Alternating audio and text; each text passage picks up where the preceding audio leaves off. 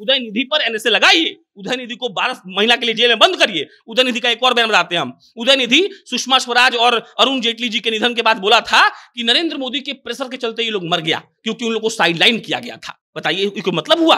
मनीष कश्यप एक आम घर का लड़का था, इसीलिए हो गया। जिस आदमी का दादा भी रहा हो मुख्यमंत्री, पिता भी हो मुख्यमंत्री, उसके बेटा को कुछ हो सकता है? मनीष कश्यप का घर देखे थे ना कुर्कीवाला कैसा था, घर से क्या निकला था? स्प्लेंडर। उनके घर से क्या निकलेगा? बड़का रेंज रोवर। तो अंतर आ जाता है ना यहीं पर। अभी जेल गया था हाल में, कोरोना में जाकर एगो रैली कर रहा था, तमिलनाडु पुलिस गिरफ्तार की थी और फिर उसको छोड़ दिया गया। तो ये आदमी क्या है ना, एगो वर्ड यूज किया गया मनीष कश्यप के लिए कि वो आदतन अपराधी है। तो हमको लगता है ये भी आदतन अपराधी है कि मनीष कश्यप बिहार का है लेकिन तमिलनाडु के जेल में बंद था। तो मान लीजिए कि अभी गुजरात में एनएसए लगा दे उनके बेटा पर, उनको लिया है गुजरात के जेल में बंद करे, तो क्या कर लेंगे? दूसरा बात समझिएगा, सुबह सुबह जनता जंक्शन पर 2 स्टोरी क्या है मोहित जी किए थे कि तेजस्वी यादव काहे नहीं बोल रहे हैं। आप समझिएगा इस बात को। एक तरफ स्टालिन साहब का बयान है कि मनीष कश्यप के बोलने ना बोलने का बात छोड़ दीजिए, उन्होंने ये कहा कि यहां पर किसी भी मजदूर के साथ कुछ नहीं हुआ। और दूसरी तरफ मनीष कश्यप पे ये आरोप है कि उसने दंगा करवाकर कई लोगों को कटवा दिया। उनकी पत्नी ईसाई है तो कोई बोलने गया कि ईसाई धर्म ठीक नहीं होता है? 5 गो चीज गिनवा देंगे ऑन कैमरा। लेकिन फिर वही बात है, हम उनके तरह जाहिल और अनपढ़ नहीं है कि किसी के धर्म पर सवाल उठाएं। अरे आप क्या हैं? आप पर सवाल कोई नहीं पूछ रहा है तो और क्या है इस पर आप सवाल क्यों पूछ रहे हैं? कि पहले फिल्म के निर्माता बने, ओकरा बाद वेब सीरीज का निर्माता बने, ओकरा बाद विधायक का चुनाव लड़े, ओकरा बाद खेल मंत्री बन गए। इनको अपने क्लियर नहीं है कि क्या करना चाहते हैं। और उसके बाद एक और बात समझिए, जो पगला होता है सब ना, वो पगला सब कुछ तरीका चाहिए फेमस होने का, और ये फेमस होने के तरीका में शामिल हो गए। इनके जैसे कई तुर्रम खां आए और इनके जैसे कई तुर्रा खां दुनिया छोड़कर चल जाएंगे। सनातन जस का तस अपने जड़ों को मजबूत किए हुए खड़ा रहेगा। और हम जैसे लोग जो सेकुलर भी हैं, जो डेमोक्रेटिक भी हैं, वो कभी नहीं कहेंगे कि हम सनातन को बचाने के लिए किसी का कत्ल कर देंगे। लेकिन याद रखिए, अपने रूट्स को बचाने के लिए हम लोग कत्ल जैसा बात नहीं कहते हैं, लेकिन उससे बड़ा हिम्मत और उससे बड़ा जज्बा रखते हैं। योगी आदित्यनाथ जल चढ़ा रहे थे शिवलिंग पर, 3 घंटा पहले को पोस्ट किया है सब। तो क्या हुआ है कि उसी पनिया को हाथों में रख दिए। तो आमतौर पे जब शिवलिंग पर कोई चढ़ाता है जल न जी, तो हाथों में भी एक फूल, हल्दी, सब चंदन लगा होता है, तो उस शिव जी पर ही गिरा देता है। ये हम लोग भी करते आ रहे हैं, हम लोग भी शिवलिंग पर चढ़ाए हैं। तो लिखा है कि ये ढोंगी है, ये महापवित्र शिवलिंग को वॉश बेसिन बना दिया है। लालू यादव गोपालगंज जाते हैं तो थावे वाली मैया के पास जाते हैं। लालू यादव अपने घर जाते हैं फुलवरिया, तो वहां के दुर्गा मां के मंदिर में जाते हैं। लालू यादव सोनपुर गए थे तो हरिहर बाबा के पास गए थे दर्शन करने के लिए। महाराष्ट्र गए थे तो सिद्धि विनायक मंदिर गए थे। लेकिन उनको इस बात को पसंद नहीं करते हैं कि कोई आदमी कहे कि इस दुनिया का सबसे बड़ा मंदिर अगर हो तो वो सिद्धि विनायक जैसा मंदिर बना दिया है। क्यों? क्योंकि उनका राजनीति वैसे नहीं चल पाएगा। उदयनिधि स्टालिन डेंगू है, कोरोना है, उनको पहले हटाइए, फेंकिए, तब बात किया जाएगा। पहला बात, उनका एक वीडियो वायरल हो रहा है, वो बोले थे कि उनकी पत्नी ईसाई है और उनको इस बात का गर्व है कि वो ईसाई हैं और वो चाहते हैं कि वो ईसाई बनकर रहें। मनमोहन सिंह बोले थे ना जी कि इस देश पर पहला हक, रिसोर्सेज पे पहला हक माइनॉरिटी का है। बड़ा अच्छा है, वो कांग्रेस का ही प्रवक्ता बोल रहा था, कुछ दिन पहले हम सुने थे कि माइनॉरिटी सिर्फ मुसलमान नहीं है, बहुत कोई है। उसको कांग्रेस ने प्रवक्ता से हटा दिया था, हमको नाम याद नहीं आ रहा है। आप बताइए कहां से सही था? एमके स्टालिन के बेटे उदयनिधि स्टालिन जो है वो हिंदू धर्म पर अपनी टिप्पणी रखते हैं। वो कहते हैं कि सनातन धर्म जो है वो मच्छर की तरह है, कोरोना की तरह है, इसका विरोध नहीं बल्कि इसको जड़ से उखाड़ फेंकना चाहिए। दरअसल एक कार्यक्रम हुआ था जिसका नाम था सनातनम उन्मूलन, और उसमें उदयनिधि को बुलाया गया था। वो मंच पर जाते हैं और कहते हैं कि ये बहुत अच्छी बात है, सनातन धर्म का विरोध करने से अच्छा है कि इसका उन्मूलन किया जाए, इसे जड़ से उखाड़ कर फेंक दिया जाए। ये कोरोना की तरह है, ये डेंगू की तरह है, जिसका विरोध हमें नहीं करना चाहिए बल्कि इसे जड़ से उखाड़ फेंकना चाहिए। और इसी पर हम चर्चा करेंगे कि क्या वाकई में सनातन धर्म जो है वो कोरोना की तरह है, इसे जड़ से उखाड़ फेंकना चाहिए। और इस पर चर्चा करने के लिए हमारे साथ प्रशांत मौजूद है। प्रशांत बताएंगे कि क्या वाकई में सनातन धर्म जो है वो कोरोना और डेंगू की तरह है, इसे जड़ से उखाड़ कर फेंक देना चाहिए। क्या लगता है प्रशांत कि सनातन धर्म डेंगू और कोरोना की तरह है? उदयनिधि स्टालिन डेंगू है, कोरोना है, उनको पहले हटाइए, फेंकिए, तब बात किया जाएगा। पहला बात, उनका एक वीडियो वायरल हो रहा है, वो बोले थे कि उनकी पत्नी ईसाई है और उनको इस बात का गर्व है कि वो ईसाई हैं और वो चाहते हैं कि वो ईसाई बनकर रहें।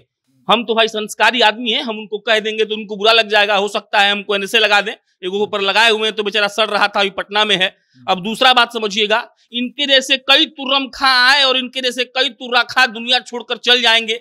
सनातन जस का तस अपने जड़ों को मजबूत किए हुए खड़ा रहेगा, और हम जैसे लोग जो सेकुलर भी हैं, जो डेमोक्रेटिक भी हैं, वो कभी नहीं कहेंगे कि हम सनातन को बचाने के लिए किसी का कत्ल कर देंगे। लेकिन याद रखिए, अपने रूट्स को बचाने के लिए हम लोग कत्ल जैसा बात नहीं कहते हैं, लेकिन उससे बड़ा हिम्मत और उससे बड़ा जज्बा रखते हैं।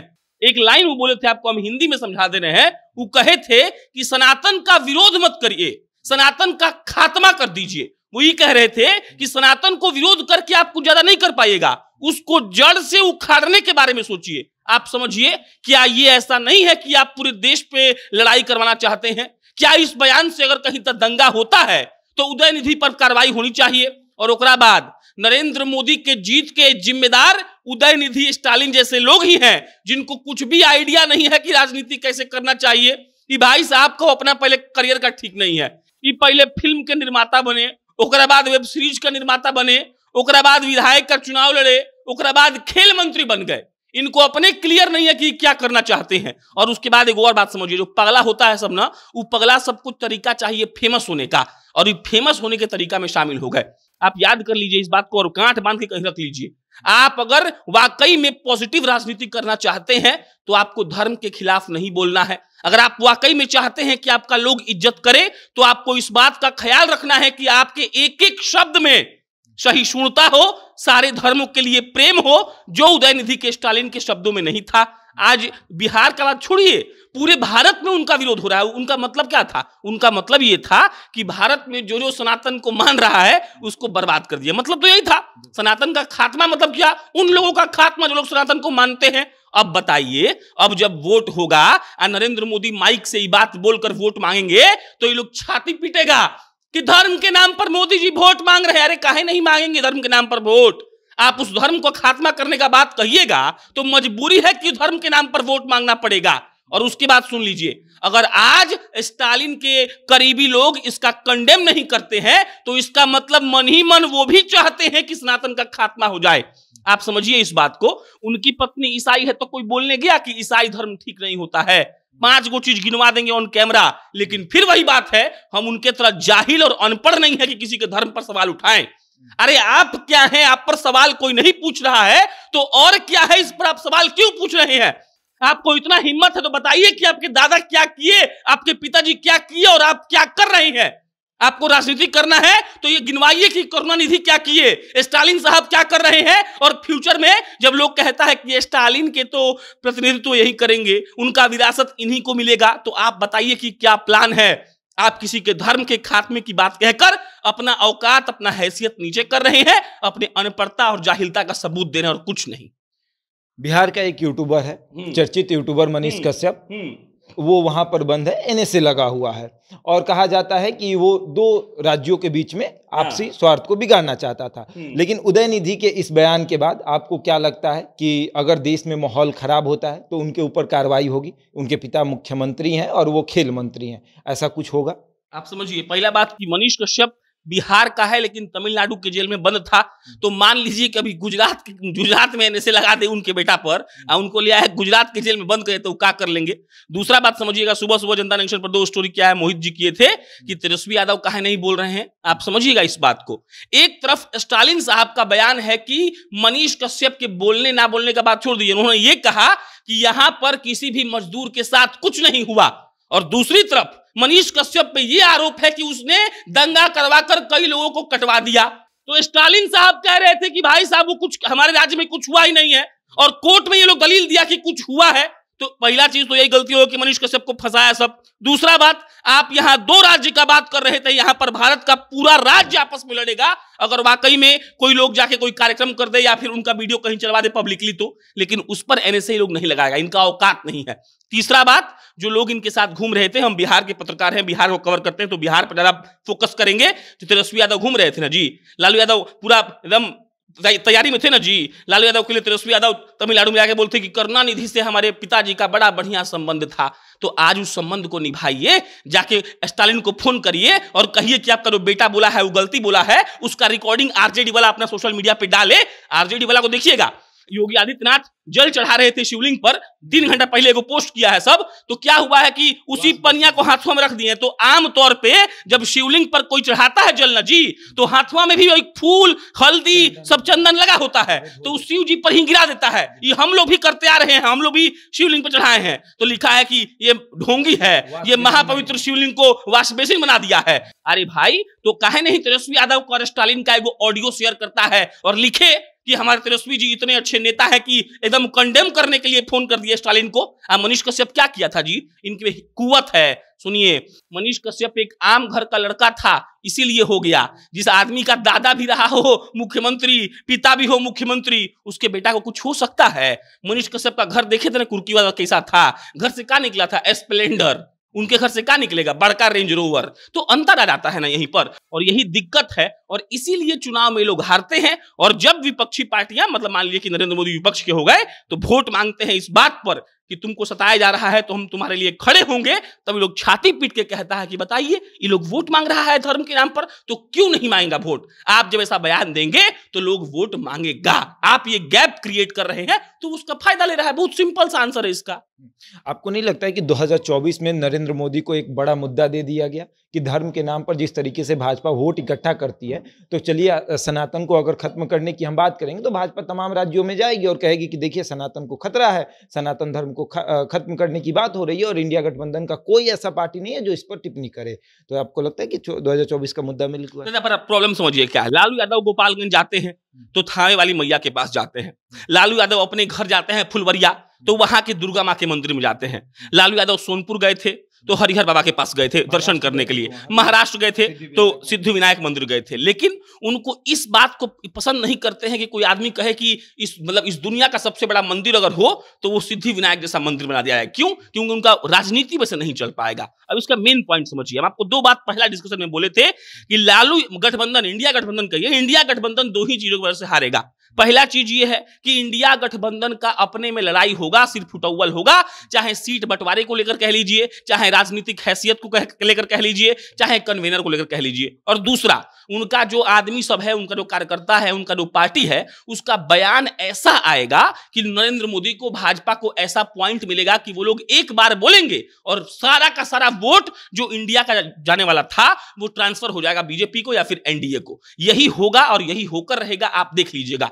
ये लोग एक तरीके से पता है क्या है, मनमोहन सिंह बोले थे ना जी कि इस देश पर पहला हक, रिसोर्सेस पे पहला हक माइनॉरिटी का है। बड़ा अच्छा है, वो कांग्रेस का ही प्रवक्ता बोल रहा था कुछ दिन पहले, हम सुने थे कि माइनॉरिटी सिर्फ मुसलमान नहीं है, बहुत कोई है। उसको कांग्रेस ने प्रवक्ता से हटा दिया था, हमको नाम याद नहीं आ रहा है। आप बताइए कहां से सही था? माइनॉरिटी मुसलमान थोड़ी है, माइनॉरिटी तो जैन है, माइनॉरिटी तो सिख है। अब काउंटिंग करिए किसका जनसंख्या कितना है। तो प्रॉब्लम क्या है कि ये सब बयान देकर ये लोग अपना माथा फोड़ रहा है, और इस बयान से झगड़ा उड़ा छोड़ दीजिए, इनका अपना नुकसान है, इनका पर्सनल वोट कट रहा है। सनातन का, संस्कृति का, सनातन का महत्व का ये लोग को जानता है, और ये लोग क्या बिगाड़ लेगा, उनके बोलने से खत्म हो गया। तो वो बोल के अपने पैर पर कुल्हाड़ी मार लिए और ये बात का संदेश भी दे दिए कि सुनो, अगर हम सत्ता में आ जाएंगे तो हमारा मोटो क्या है, हम सोचते कैसे हैं, और अब तुम मैसेज चला गया, हम लोग बोल रहे हैं तो बिहार का लोग सुन रहा होगा, और अब इनको कितना वोट मिलेगा आप समझिएगा। भाजपा का जितना भी केंद्रीय मंत्री है सब बयान दे चुका है, अश्विनी चौबे से लेकर गिरिराज सिंह से लेकर सब लोग बोल चुका है। अब इस बात को मुद्दा बनाया जाएगा, और हम पर्सनली सनातन को फॉलो करने वाले पत्रकार होकर बहुत खुश हैं। ऐसा मुद्दा बनना चाहिए। उदय निधि पर एनएसए लगाइए, उदय निधि को 12 महीना के लिए जेल में बंद करिए। उदय निधि का एक और बयान बताते हैं हम। उदय निधि सुषमा स्वराज और अरुण जेटली जी के निधन के बाद बोला था कि नरेंद्र मोदी के प्रेशर के चलते ये लोग मर गया, क्योंकि उन लोगों को साइडलाइन किया गया था। बताइए इसको मतलब हुआ? अरुण जेटली का और नरेंद्र मोदी का दोस्ती का कहानी लोग कहते हैं। 2013 में जब नरेंद्र मोदी को वोट दिया जा रहा था मीटिंग में बीजेपी के कि प्रधानमंत्री का कैंडिडेट बनना चाहिए कि नहीं, तब सबसे पहले अरुण जेटली खड़े हुए थे। आप समझिए इस बात को। और वो आदमी के लिए बोला था कि भाई साहब इन पे इतना प्रेशर था कि वो मर गए। अभी जेल गया था हाल में, कोरोना में जाकर एगो रैली कर रहा था। तमिलनाडु पुलिस गिरफ्तार की थी और फिर उसको छोड़ दिया गया। तो ये आदमी क्या है ना, एगो वर्ड यूज किया गया मनीष कश्यप के लिए कि वो आदतन अपराधी है। तो हमको लगता है ये भी आदतन अपराधी है। कोरोना में कहाँ गया था बांटने के लिए, काहे बोला कि अरुण जेटली और सुषमा स्वराज नरेंद्र मोदी चलते मर गए। तो दिक्कत प्रॉब्लम यहां पर है, और आपको हम लिखित में दे रहे हैं, इस पे कोई कार्रवाई नहीं होगा। काहे कि उस राज्य में भाजपा वाला कुछ नहीं है सब, और अगर नहीं होगा तो भी लिख के दे रहे हैं कि इन्हीं के चलते वहां पर भाजपा का सीट बढ़ेगा। आप कहीं लिख लीजिए।